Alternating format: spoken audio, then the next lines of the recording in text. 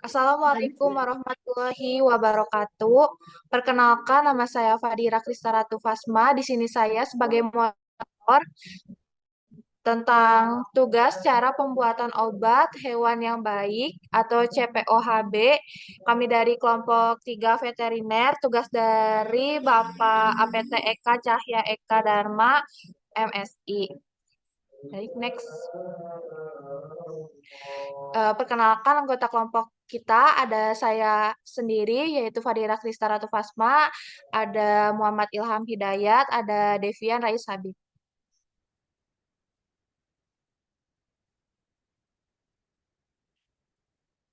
Baik, standarisasi dari CPOHB sendiri adalah bertujuan untuk menjamin bahwa obat hewan diproduksi dengan kualitas yang konsisten, aman, dan sesuai dengan standarnya.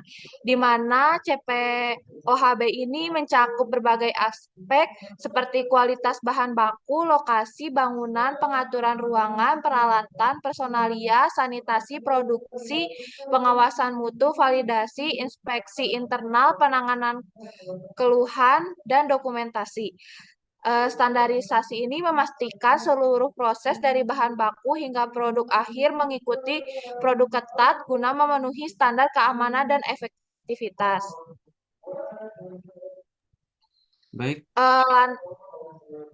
Eh, selanjutnya ada landasan hukum dan pengertian CPOHB, di mana landasan hukum CPOHB berlandaskan peraturan nasional yang mengatur tentang cara pembuatan obat hewan yang harus memenuhi standar tertentu demi menjaga kesehatan hewan dan keamanan bagi konsumennya.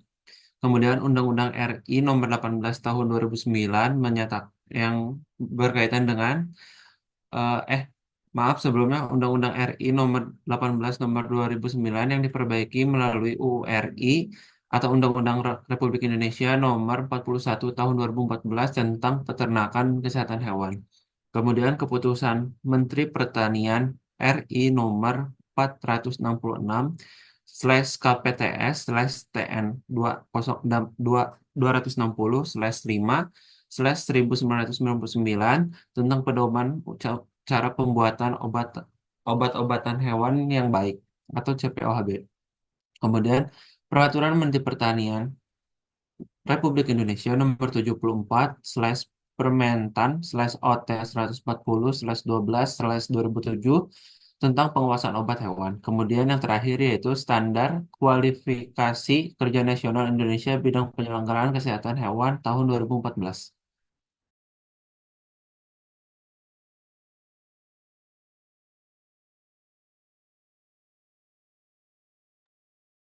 CPOHB memiliki pengertian yaitu cara pembuatan obat hewan yang baik atau CPOHB yang disingkat sebagai CPOHB merupakan pedoman untuk standar operasional yang digunakan dalam industri farmasi hewan.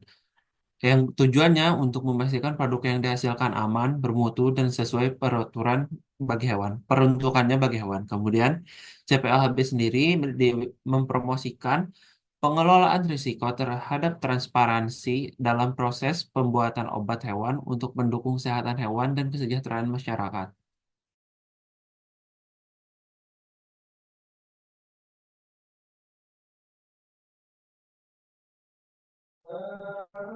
Baik, bahan awal adalah semua zat baik,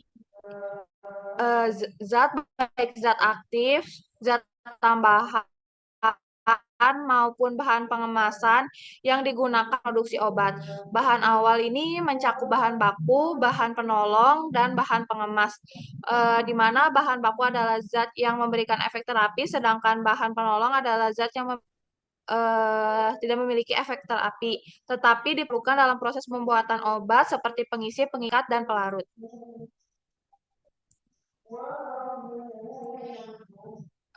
Lokasi dan bangunan, di mana lokasi dan bangunan pabrik obat harus dirancang untuk mengurangi resiko kontaminasi dan menjaga kualitas produk, di mana pada lokasinya harus jauh dari sumber polusi, juga harus memiliki akses yang memadai untuk transportasi bahan dan juga produknya. Lalu bangunannya harus mendukung aliran proses yang efisien, memisahkan area produksi dan menggunakan bahan yang mudah dibersihkan, sistem ventilasi, keamanan dan fasilitas sanitasi juga harus memadai sehingga terhindar dari kontaminasi. Pengaturan ruangan di mana bertujuan untuk mendukung proses produksi yang efisien dan mencegah kontaminasi. Ada ruang terpisah di mana area produksi ini harus dipisahkan berdasarkan fungsi untuk mencegah kontaminasi silang, bahan baku, produk antara, dan produk jadi disimpan di ruangan yang berbeda. Untuk ruangan produk steril, di mana harus dilakukan di ruangan dengan pengendalian lingkungan yang ketat, seperti tekanan udara positif dan sistem penyaringan udara HEPA, serta kontrol suhu dan kelembapan. Lalu ada peralatan di mana semua alat dan mesin digunakan dalam proses produksi obat harus memastikan kualitas dan keamanan produk. Peralatan ini harus memenuhi standar tertentu terkait desain, pemeliharaan, dan kebersihan guna mencegah kontaminasi dan memastikan proses produksi berjalan sesuai persyaratan yang ditetapkan. Peralatan harus diperiksa, mohon maaf, dipelihara dan dikalibrasi secara rutin untuk memastikan akurasi dan kinerja yang konsisten. Di mana peralatan yang digunakan untuk produk yang berbeda harus dibersihkan secara menyeluruh untuk mencegah kontaminasi silang. Baik, yang kelima komponen dari CPOHB sendiri terdapat personalia, di mana personalia atau pekerja harus memiliki kualifikasi, keahlian, dan pelatihan yang sesuai untuk tugas yang diberikan. Kemudian, pentingnya pelatihan berkelanjutan untuk memastikan pemahaman dan penerapan standar CPOHB yang baik. Jadi personalia ini harus mengikuti pelatihan untuk meningkatkan skill, hard skill sama dan soft skillnya untuk menjamin CPHB yang baik. Kemudian setiap individu bertanggung jawab dalam menjaga kualitas dan keamanan dalam produksi obat hewan. Next. Kemudian poin yang keenam yaitu sanitasi dan higienitas.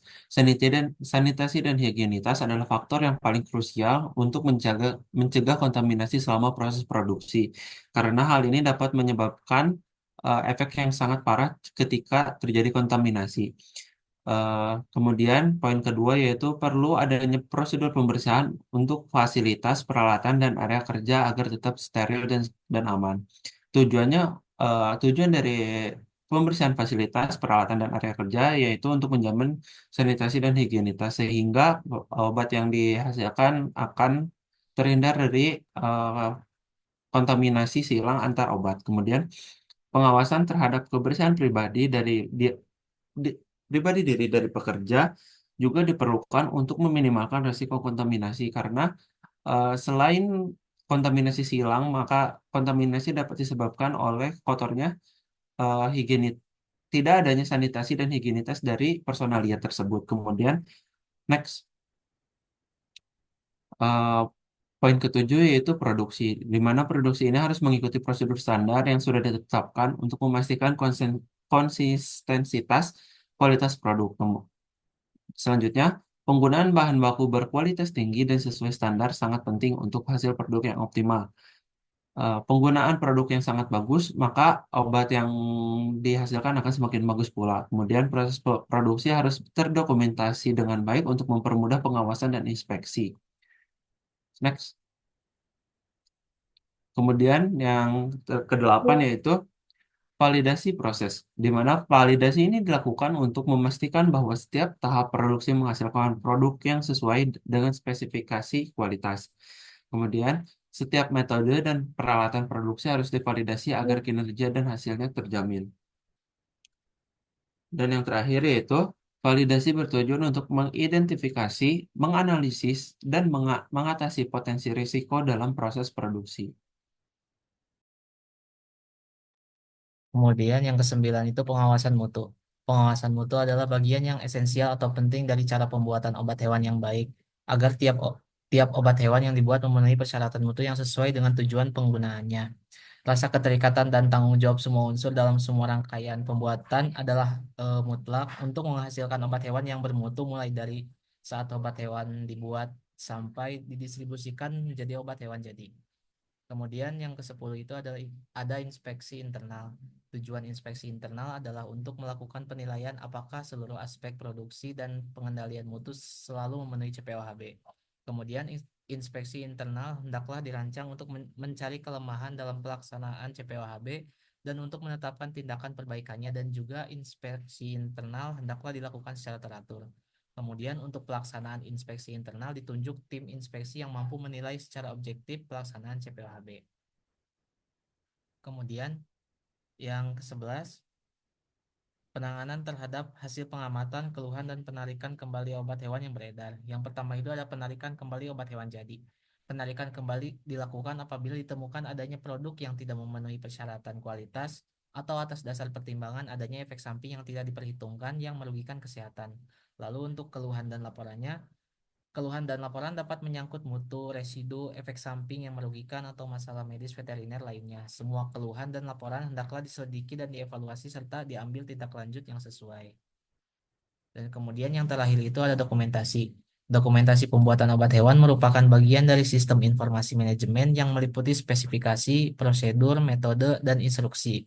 Catatan dan laporan serta jenis dokumentasi lain yang diperlukan dalam perencanaan, pelaksanaan, pengendalian, serta evaluasi seluruh rangkaian kegiatan pembuatan obat hewan. Dokumentasi sangat penting untuk memastikan bahwa setiap petugas mendapat instruksi secara rinci dan jelas mengenai bidang tugas yang harus dilaksanakannya, sehingga memperkecil resiko terjadinya salah tafsir dan kekeliruan yang biasanya timbul karena hanya mengandalkan komunikasi lisan.